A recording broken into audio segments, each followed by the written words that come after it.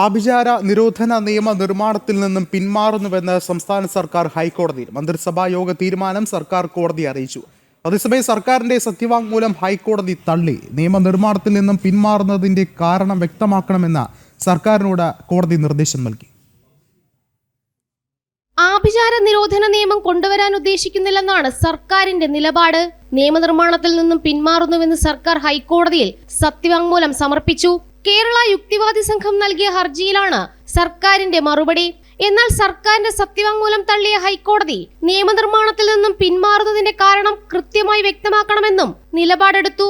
3 ആഴ്ചയ്ക്കുള്ളിൽ പുതിയ സത്യവാങ്മൂലം സമർപ്പിക്കാനും ഹൈക്കോടതി സർക്കാരിന് നിർദ്ദേശം നൽകി. ജസ്റ്റിസ് KT തോമസ് അധ്യക്ഷനായ കമ്മീഷൻ 2019 നൽകിയ ശുപാർശ നടപ്പാക്കേണ്ടതില്ലെന്നാണ് സർക്കാരിന്റെ തീരുമാനം. ആഭിചാരം നിരോധിച്ച് നിയമനിർമ്മാണം നടത്തണോ എന്നതിൽ തീരുമാനം എടുക്കാനുള്ള അധികാരം നിയമസഭയ്ക്കുണ്ടെന്നും ഹൈക്കോടതി ഇക്കാര്യത്തിൽ നിർദ്ദേശം നൽകാനാവില്ലെന്നും ഡിവിഷൻ ബെഞ്ച് നിരീക്ഷിച്ചു. പൊതുതാൽപര്യ ഹർജി ജൂലൈ 15-ന് ഹൈക്കോടതി ഡിവിഷൻ ബെഞ്ച് വീണ്ടും പരിഗണിക്കും.